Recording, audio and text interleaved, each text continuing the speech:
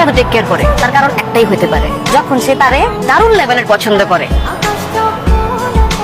Smoking is injurious for health. এখন থেকে ছাদে বসে সিগারেট খাওয়া চলবে না। আমি তোমার সিনিয়র না, এটা কিন্তু বেয়াদবি। হ্যাঁ, তো নেক্সট টাইম এটা করবো না। সিগারেট প্যাকেট কোথায়? তাকে তো না দিব না, তাকে তো না দিব না, দিব না। শুনুন, কাল থেকে আপনি আর আমাকে পড়াতে আসবেন না। কেন? কারণ আমি জানি আপনি আমাকে ভালোবাসেন, তাই আমার এত যত্ন নেন। ভালোবাসা মানুষের কাছে আর পড়বো না, শুধু ভালোবাসার কথা শুনবো। বুঝতে পারছেন মিস্টার বার্থডে বয়? বার্থডেতে আমার পুরো হৃদয়টাই আপনাকে উপহার দিলাম। Happy birthday. ও আপনি একটা কথা বলা গেল আজকে এই টোটাল প্ল্যান কিন্তু জেরি না। যে মানুষটাকে আমি ভালোবাসি সে অন্য একজনকে ভালোবাসে, কিভাবে আমি এটা সহ্য করবো? কি বুঝাবো নিজেকে বল? আমি তিলে তিলে এভাবে কষ্ট পেতে পারবো না। আমি যত দেখবো আমার কষ্ট তত বাড়বে। এর থেকে ভাবো আমি অনেক দূরে চলে যাই, আবির ভাইয়ের কাছ থেকে অনেক দূরে চলে যাই। একই আমি তাকে তো দেখবো না।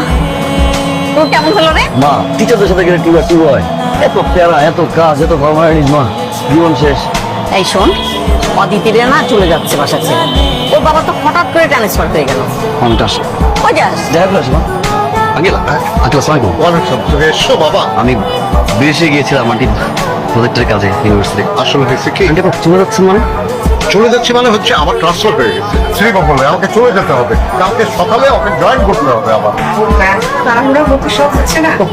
অদিতি, ওর ঘরে আছে, ওর ঘরে আছে, যাও। আসসালামু আলাইকুম আবির ভাই। আমি না থাকলে তো আপনার জন্যই ভালো। আমাকে রাখতে চাচ্ছেন কেন আবির ভাই? আমি তো আপনাকে অনেক জ্বালাই। আমার জন্য কত কিছু করতে হয় আপনার।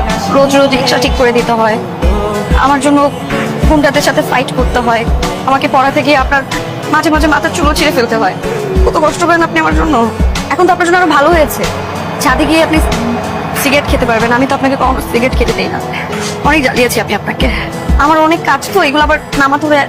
আমি একটু আসছি।